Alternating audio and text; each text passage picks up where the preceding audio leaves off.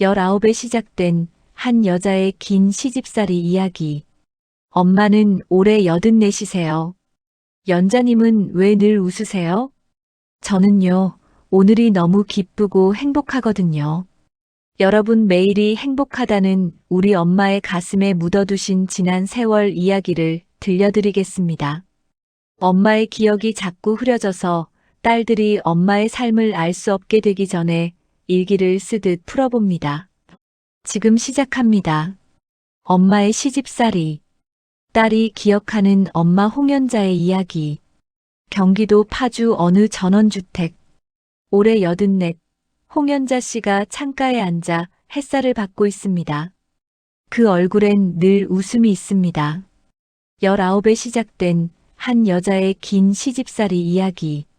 제가 기억하는 엄마의 이야기를 들려드리겠습니다. 저는 김미숙입니다. 올해 60살. 지금 경기도 파주 전원주택에서 친정엄마 홍연자 씨와 함께 살고 있습니다. 엄마는 올해 84이세요. 요즘은 주 3번 가까운 주간 노인복지센터에 나가서 친구들도 만나고 밥도 드시고 여러 활동을 하며 하루를 보내세요. 그런데 센터에서 늘 같은 질문이 온대요. 연자님은 왜 늘 웃으세요? 엄마의 대답은 언제나 한결같습니다.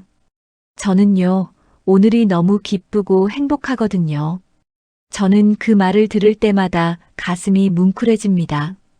엄마가 오늘을 그토록 기뻐하게 된 데에는 우리가 쉽게 상상할 수 없는 긴 시간이 있었으니까요. 오늘은 제가 기억하는 엄마의 이야기를 해드리려 합니다. 엄마 홍연자 씨는 전라북도 김제에서 태어나셨습니다. 지평선이 보이는 드넓은 곡창지대, 하지만 엄마네 집은 가난한 집이었어요. 맏딸이었던 엄마는 초등학교도 제대로 마치지 못했습니다. 공부보다 먼저 해야 할 일이 있었거든요. 공장에 나가 일을 해서 가족 생계를 보태야 했습니다. 어린 나이에 줄줄이 딸린 동생들의 건사와 노동을 알아버린 아이. 엄마는 그렇게 고단한 어린 시절을 보내셨습니다. 19살. 지긋지긋한 가난이 싫었던 엄마는 한 가지 탈출구를 찾았습니다. 김제에서 손꼽히는 부잣집 막내 아들 김수길과의 연애 그리고 결혼. 사랑이 반이었고 도피가 반이었다고 엄마는 훗날 웃으며 말씀하셨어요. 그때는 내가 당차고 야무지기도 했고 가난하고 궁핍한 게 너무 싫었던 거야. 번듯한 외모의 아버지 수길은 7남매의 막내였습니다. 집안에서 쌀집을 물려주겠다 했지만 아버지는 고개를 저었어요. 공부는 뒷전이고 건들거리던 동네 친구들과 어울려 다니며 나이트클럽 사업을 하겠다고 집 밖을 떠돌았습니다. 부잣집 막내로 자라서 그런지 마음이 여리고 착하기만 한 아버지는 책임감은 부족했고 바람둥이 기질도 있었다는 걸 우리 딸들은 나중에서야 알았습니다. 그렇게 시작된 결혼. 19살의 새댁이 들어선 시댁은 엄마가 상상했던 것과는 전혀 다른 곳이었습니다. 아버지는 집에 없었습니다. 26살에 첫 딸을 본 아버지는 신혼 초부터 밖으로만 떠돌았으니까요. 남겨진 어린 새댁 연자는 시할머니까지 모시는 대가족 시댁에서 혼자 모진 시집살이를 시작했습니다. 황당하고 억울한 일들도 많이 겪었는데요. 어느 날 시어머니 안방에서 가위가 없어졌는데 슬그머니 막내 며느리 쪽으로 눈길이 갔습니다. 의심의 눈초리가 쏟아지자 엄마는 억울했지만 참을 수밖에 없었습니다. 그깟 가위가 뭐라고 하겠지만 일본제 가위로 할머니가 아끼던 것이었습니다. 며칠 후 장롱 깊숙이에서 가위가 나오자 아무 일도 없었던 양 미안한 기색도 없이 조용히 넘어간 그 일. 그렇게 집안을 뒤집어 놓았으면서요. 강직한 성격의 엄마는 그날의 억울함을 수십 년이 지나도 기억하고 있었어요. 시댁에 들어가 보니 당시 시집을 아직 못 간 30살 된 손이 시누이도 함께 살고 있었습니다. 당시로서는 노처녀였네요. 저에게는 막내 고모가 되시고 엄마는 매일 아침 고모의 새순물을 대야에 떠다 드리고 앓고 누워 계시던 시할머니 병구안도 함께 했어요. 그건 당연한 일이었으니까요. 그 집에선 그러는 사이 첫 딸이 태어났습니다. 저의 언니 김현숙이에요. 대가족 살림에 아기를 안고 일을 할 수는 없었습니다. 엄마는 쌀을 푸는 큰 돛박에 강보를 깔고 거기에 아기를 넣어두고 집안일을 했습니다. 돛박 속에서 잠든 아기. 그 아기가 안전하다는 게 다행이라고 생각할 수밖에 없었던 21밖의 새댁 엄마. 저는 그 이야기를 들을 때마다 돛박 속에서 방긋 웃는 갓난아기와 그 옆에서 쉼없이 움직이던 젊은 엄마의 뒷모습이 겹쳐 보입니다. 둘째 딸 미숙이도 태어났습니다. 바로 저예요. 그 무렵 30살에 시집간 고모도 같은 해에 아들을 낳았습니다. 고모가 산후조리를 위해 친정, 그러니까 엄마가 살고 있는 할머니 집으로 왔습니다. 갓난아기를 업은 채 시누이의 산후조리를 도와야 했습니다. 엄마 품엔 젖먹이인 저도 있었는데 당시로선 늦은 나이에 출산을 해서인지 고모는 젖이 귀했습니다. 부족한 모유를 보충하려고 분유를 주로 먹어야 했던 고모의 아들은 배앓이와 설사를 자주 했어요. 같은 또래 젖먹이를 둔 엄마 입장에서 배가 고파 악을 쓰고 울어대는 조카가 불쌍하기도 했고 고모가 간청을 하기도 해서 젖을 몇 번 물려주었습니다. 그런데 거짓말처럼 젖이 말라붙었습니다. 모유만 먹던 저는 분유를 강하게 거부했고 젖이 다시 돌 때까지 미음만 먹어야 했습니다. 며칠 동안 저는 배를 골았다고 합니다. 그 며칠이 엄마에게 얼마나 길고 무거웠을까요? 조카가 불쌍해서 건넨 젖 한 모금이 자기 아기를 며칠씩 굶기는 결과를 만들었습니다.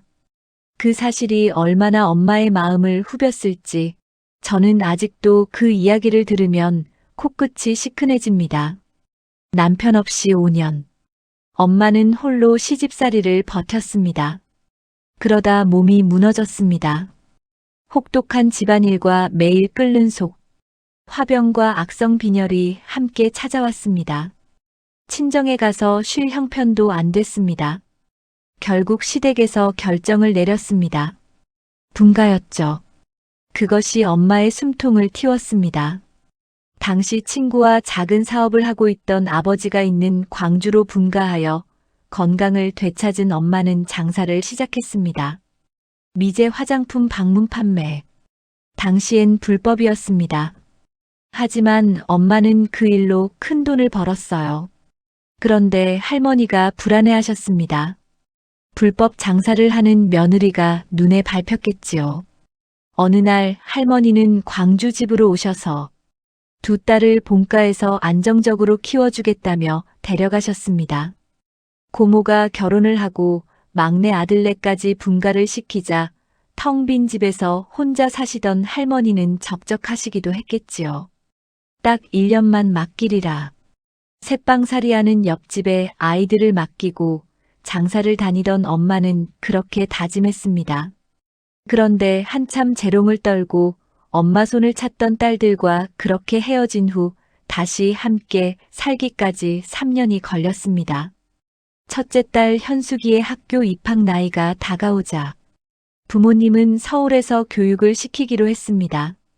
외갓집도 서울 용산으로 이사와서 이모들이랑 삼촌이 살고 있었기에 엄마는 서울 아현동에 당시에는 드물었던 아파트를 한 채 마련해서 딸들을 데려왔습니다. 그런데 할머니의 보살핌을 받던 딸들이 조르기 시작했습니다. 할머니랑 같이 살고 싶다고. 할머니는 두 손녀에게는 한없이 관대하고 살뜰하게 대해주셨지만 시어머니로서는 까다롭고 기가 드세셨습니다. 아침에 일어나면 까닭없이 신경질을 내시고 물건을 던지는 일도 흔했습니다. 이런 성격 때문에 이미 3명의 큰 엄마들과 모두 사이가 틀어진 상태였지요. 자존심 강한 할머니는 손녀딸들 핑계를 대며 못 이기는 척 막내 아들네 방 2칸짜리 서울 아파트로 들어오셨습니다. 그런데 단순히 할머니 한 사람만 가족으로 들어온 정도가 아니었습니다. 1년에 11번의 제사가 모두 할머니를 따라 이 집으로 왔습니다. 설날, 추석, 할머니 생신, 어버이날, 심지어 독실한 불교 신자였던 할머니의 뜻에 따라 부처님 오신 날까지 집안을 들썩이는 행사가 되었고, 때마다 김제에서 큰아버지, 큰엄마, 사촌들이 올라오고 때로는 하루 전날 올라와서 자고 가는 일도 많았습니다. 2칸짜리 아파트가 북새통이 되었습니다. 저와 언니는 공부방은커녕 이리 밀리고 저리 밀리며 자랐습니다. 더 큰 문제는 따로 있었습니다. 아버지는 돈 버는 능력이 없었습니다. 감성이 풍부하고 예민했던 아버지는 마음도 여려서 기가 세신 할머니에게 많이 휘둘리셨습니다. 속으로는 불평을 하면서도 할머니가 조금만 불편한 기색을 보이면 옛날에 단골로 다니던 약국까지 찾아가서 그 약사가 지어주는 약을 받아다 대령했고, 입맛이 까다로운 할머니 찬거리를 위해 하루에 2번씩 시장을 가는 일도 흔했습니다. 엄마는 과일 장사를 해서 생활비를 댔습니다. 머리 회전이 잘 되고 언변이 좋아 장사 수완은 좋았지만 배움이 짧아 글쓰기와 산수가 안 되는 치명적인 약점이 있던 엄마는 번 돈을 그대로 아버지에게 맡겼고, 아버지는 할머니께 드리고 생활비를 타서 쓰는 구조였습니다. 할머니는 은행 출입을 할 줄 모르셨습니다. 그래서 현금을 다락에 쌓아두고 관리했습니다. 과부가 된 큰 고모가 고생하는 게 안쓰러워서, 이혼 위기를 겪고 있는 막내 고모가 안쓰러워서 그렇게 다락의 돈은 모두의 생활비로 거침없이 쓰였고, 막상 언니와 나는 우리 엄마가 그렇게 돈을 잘 벌고 있는 줄도 모르고 살았습니다. 한 번은 현금 뭉치를 신문지에 싸서 휴지통에 숨겨두셨다가 엄마가 모르고 쓰레기를 비웠습니다. 당황한 할머니가 이실직고 하시고 부모님은 아파트, 쓰레기장에서 쓰레기 더미를 뒤집어가며 돈을 찾아 헤맨 적도 있었습니다. 왜 그렇게 살았냐고요? 제가 기억하는 한 장면이 떠오르네요. 어느 날 할머니가 가슴을 쥐어뜯어 옷을 찢어내면서 분노를 폭발시키며 우시던 장면이 생각납니다. 평소에 신경질을 내시던 수준이 아니었어요. 내가 죽어야지. 이렇게 무시받고 어찌 사나? 쩔쩔매시던 엄마 아버지. 돈 관리를 직접 하겠다고 했다가 일어난 사달이었습니다. 어쨌든 이런 이유로 우리가 커가고 집안에 이런저런 일들이 생기면서 아무리 벌어도 우리 집 형편은 나빠지기만 했습니다. 자가에서 전세로, 전세에서 월세로. 이사를 거듭하면서 집은 조금씩 더 누추해지고 작아졌습니다. 그런데 이런 상황 속에서도 엄마에게 목숨 같은 원칙이 하나 있었습니다. 교육비에는 아끼지 않는다. 배움에 한이 맺힌 엄마는 2딸만큼은 꼭 대학까지 보내겠다는 일념으로 과외 학원을 열성적으로 뒷바라지했습니다. 살림이 기울어가는 중에도 그렇게 저와 언니는 엄마의 강력한 지지 덕분에 대학에 진학했습니다. 둘째 딸인 저는 공부를 좀 잘하는 편이었고, 노력도 게을리하지 않는 성실한 성격으로 내노라 하는 명문대에 합격을 해서 엄마의 기쁨은 하늘을 찔렀죠. 그때 김제에서부터 큰아버지가 올라오셨어요. 조카딸 잘했다고 첫 등록금이라도 대주시려나 보다 내심 기대를 했더랍니다. 그런데 집안도 어려운데 딸을 왜 대학에 보내나? 여상이나 보내서 얼른 돈 벌게 해야지. 용돈 한 번, 학비 한 번 대준 적이 없으면서 자기들 3남 1녀 모두 서울에 있는 대학으로 진학시키고, 아니 프랑스, 미국으로 유학까지 시키면서 막상 어머니를 모시고 어렵게 사는 막내 동생네 조카딸들은 좋은 대학에 가면 안 되는 건가요? 지금도 엄마는 그 이야기를 하면서 분개하십니다. 1984년 저와 언니가 대학생이던 그 해 엄마가 또 쓰러졌습니다. 이번엔 자궁근종이었습니다. 대수술이었고 회복이 쉽지 않았습니다. 그러자 집안이 돌아가지 않았습니다. 11번의 제사도 집안 경조사도 아무것도 챙길 수가 없었습니다. 할머니도 이미 많이 연로해지셔서 누군가의 도움이 있어야 일상생활이 가능한 상태였고요. 16년간의 합가가 끝나고 집안 어른들의 회의가 거듭된 끝에 결국 할머니는 김제 큰아버지 댁으로 내려가셨습니다. 할머니가 떠나시던 날 기억합니다. 애미야, 어서 쾌차해서 나보러 꼭 오니라. 할머니가 내려가시고 그 다음에 겨울 방학 때 저는 언니와 둘이서 할머니를 뵈러 김제 큰아버지 댁에서 일주일 정도 보내기로 하고 큰어머니께 연락을 드렸습니다. 큰어머니는 반색을 하며 어서 와서 할머니 뵈어 하고 반기더니 막상 저희가 도착하자마자 할머니 식사 좀 챙기라는 말을 남기고 큰아버지와 함께 그 일주일을 꼭 채워 여행을 떠났습니다. 집에서 일 보던 파출부 아주머니도 그날부터 휴가를 보내서 집안일을 할 수 있는 사람이 아무도 없는 상태에서 결국 그 집에는 손님으로 간 우리 두 자매와 누워 계시는 할머니 세 사람만 덩그러니 남았습니다. 할머니는 방 안에서만 지내고 계셨습니다. 방에는 TV도 없었고 하루 종일 일어날 일 없이 누워만 계시니 금방 다리에 근력이 떨어져 더욱 움직이기 어려워지는 그런 상태로 계셨습니다. 방 안에서 요강을 쓰셨고 파출부 아주머니가 요강을 비워주고 삼시세끼를 방으로 가져다 드리니 거실이나 주방에도 나오실 일이 없었어요. 그래도 의식은 아직 선명하셔서 저희를 알아보시고 너무 좋아하셨습니다. 할머니를 오랜만에 뵙고 같이 이야기도 많이 하고 다리도 주물러 드리고 따뜻한 물수건으로 몸도 닦아드렸습니다. 그런데 집에 먹을 게 너무 없었어요. 따로 해먹을 식재료도 보이지 않았고 냉장고엔 젓갈류와 같은 밑반찬과 김치만 있었습니다. 또 무엇보다 겨울인데 집이 너무 추웠습니다.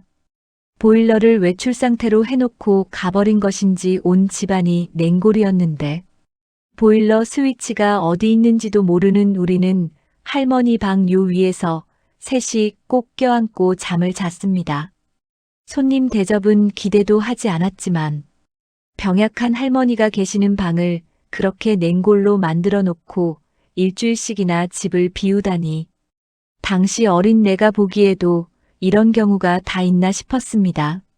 할머니가 우리 집에 계실 때는 집은 작고 방이 2개밖에 없어서 할머니랑 우리들이 방 하나를 같이 썼는데 늘 아랫목은 장판이 거무스름해지도록 절절 끓듯이 따뜻하게 지냈기에 특히 언니랑 나는 추위에 약해서 그 일주일이 너무 고생스러웠는데 할머니는 어땠을까요? 1988년 가을 자존심이 강하고 도도하셨던 할머니는 약하디 약한 모습이 되어 누워 계시던 방에서 조용히 생을 마감하셨습니다. 7남매를 낳으셨지만 아무도 임종을 보지 못했습니다. 가시던 길에 보고 싶은 사람들이 있으셨을까요? 할머니는 눈을 감지 못하시고 돌아가셨어요.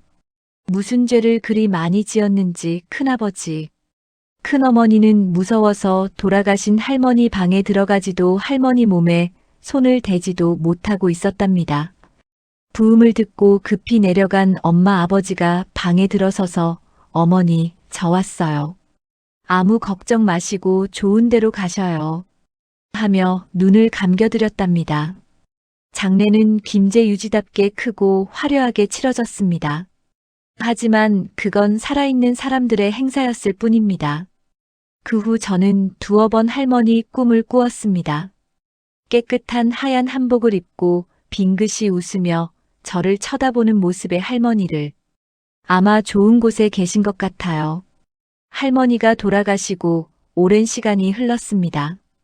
우리 엄마 홍연자 여사는 딸만 둘을 낳고 당시로서는 드물게 단산을 했을 때 아들이 없어서 어쩌냐고 걱정 어린 말을 많이 들으셨다고 합니다. 하지만 지금은 어떨까요? 제가 엄마에게 종종 건네는 말이 하나 있어요. 엄마, 평생에 잘하신 일 중에 제일 잘하신 게 딸만 둘 낳으신 거야. 언니 현숙과 저는 3년 터울인데 자매이자 친구로 같이 늙어갑니다. 여자 셋이 의기투합이 잘 되고 여행도 목욕도 외식도 같이 다니고 잘 웃고 평화로운 일상을 공유합니다. 선산도 차지하고 재산도 제일 많이 차지했던 큰아버지 댁은 아들 셋 중 둘이 이혼을 했고 딸은 멀리 미국에서 살고 있어 자주 볼 수 없었습니다. 큰어머니는 치매를 앓았는데 돌봐줄 사람이 주변에 딱히 없어서 요양원에서 세상을 떠나셨습니다. 홀로 남아 90세를 넘겨 사신 큰아버지도 역시 요양원에서 여생을 마치셨습니다. 저희 아버지 수길 씨는 40 중반부터 영정사진을 찍어 놓을 정도로 평소 많이 병약했습니다. 늘 몸 어딘가가 아프다고 우울해하시던 모습이 생각납니다. 언니와 저는 아버지의 지병인 혈압 당뇨가 심해지면서 약상자가 늘어가는 모습을 보고 영정사진을 다시 찍어드렸습니다. 그렇게 2장의 영정사진을 남기시고 아버지는 70살에 생을 마감하셨습니다. 지금 생각하면 너무 일찍 가셨네요. 엄마는 겁이 많은 아버지의 마지막을 든든하게 지켜주었습니다. 평생 사랑과 미움의 대상이었던 남편이 편안하게 임종을 할 수 있도록 엄마는 끝까지 의리를 지킨 멋진 여성입니다. 지금 엄마는 경도 인지장애 등급을 받으셨습니다. 주 3번 주간 노인복지센터에 나가시고 그곳에서 친구들과 밥을 먹고 노래도 하고 체조도 하며 하루를 보내십니다. 그리고 오늘도 누군가 묻습니다. 연자님은 왜 늘 웃으세요? 엄마의 대답. 저는요, 오늘이 너무 기쁘고 행복하거든요. 엄마는 미워하거나 화낼 일을 만들지 않습니다. 힘든 일이 있어도 마음에 담아두지 않습니다. 남과 비교하지도 않습니다. 그러니 늘 웃음이 난다고 합니다. 그 어떤 일도 엄마가 이미 감내했던 것들보다 훨씬 견딜만 하니까요. 힘듦의 끝이 무엇일까요? 힘듦의 바닥을 쳐보셨나요? 그렇다면 안심하세요. 이제 기쁘고 즐거운 일만 있을 차례니까요. 엄마, 고생하셨습니다. 엄마와 같은 시기를 살아내신 세상의 모든 어머니들 고생하셨습니다. 그리고 고맙습니다.